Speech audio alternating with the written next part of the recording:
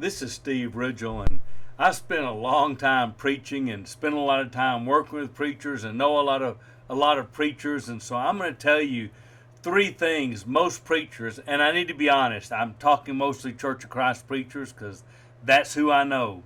But I know some preachers and other faith tribes, and they struggle with some of the same things. But for Church of Christ preachers, here are three things your preacher struggles with that he doesn't talk about because, well, maybe you'll understand as we go through these three things. Number one, every preacher I know struggles with his ego.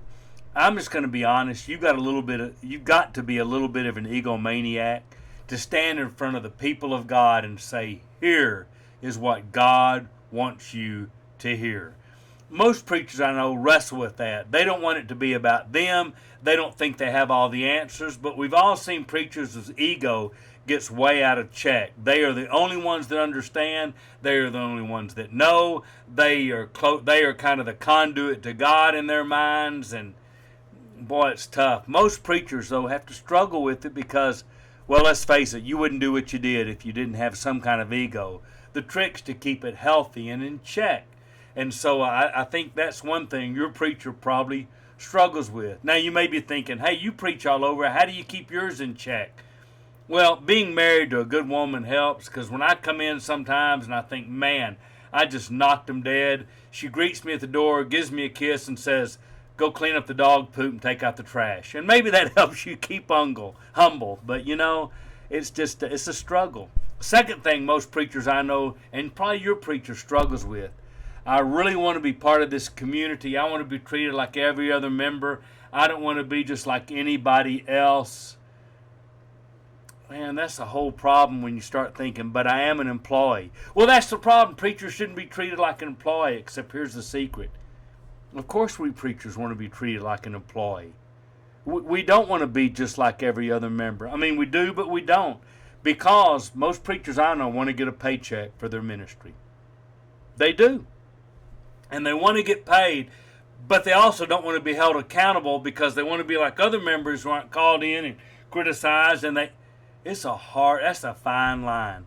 Please pay me, give me benefits, give me retirement, give me health, pay me for what I'm worth, but I don't want a job evaluation. I don't want to be, our system is just hard to function in.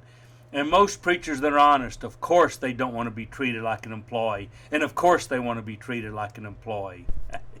It's just one of those conflicts. And the other one kind of goes with that. Preaching is my calling. I just want to serve people. I just want to do ministry.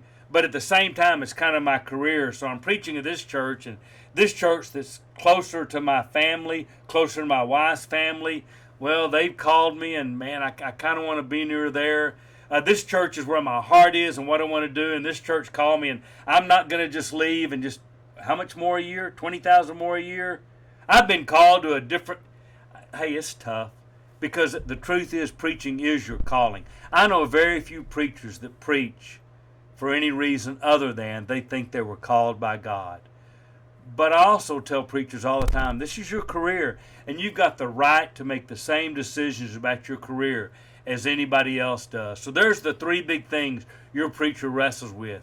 His ego, he wrestles with the whole, I don't want to be an employee, but I do want to be an employee, and he wrestles with my preaching as a calling or as a career. So everybody's got their issues, so do preachers. Just be a little sympathetic to yours, because that's what a lot of them have to go through.